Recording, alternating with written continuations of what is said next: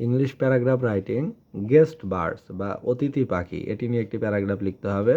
তো প্রথমেই বলা হচ্ছে, in winter we see innumerable new birds that come to our সম্পি রিজিয়নস, যে শীতকালে আমরা অসংখ্য অগণিত পাখি, নতুন নতুন পাখি দেখতে পাই, যা আমাদের সম্পি রিজিয়ন অর্থাৎ জলাবদ্ধ যেসব জায়গা যেখানে পানি থাকে সেসব জায়গায় আমরা দেখতে পাই।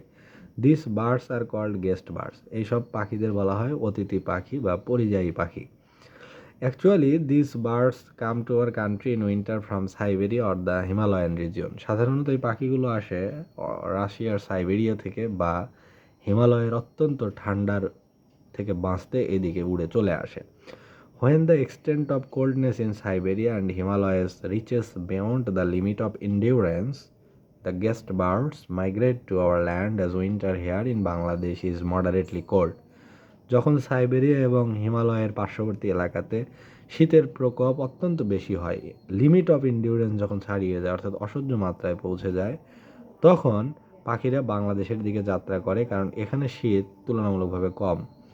The most wonderful fact about these birds is that they are to fly thousands of miles at a stretch when they come to our land. সবচেয়ে বিস্ময়কর বিষয় হচ্ছে এই সব অতিথি পাখি হাজার হাজার মাইল কোনো বিশ্রাম না নিয়ে একটানা উড়ে আসতে পারে। They enhance our natural beauty and help to maintain ecological balance by eating up worms and insects, অর্থাৎ এরা আমাদের পরিবেশের সৌন্দর্য বৃদ্ধি করে এবং আমাদের পরিবেশের ভারসাম্য রক্ষা করে, কারণ এরা পোকামাকড় এবং কীটপতঙ্গ খায়।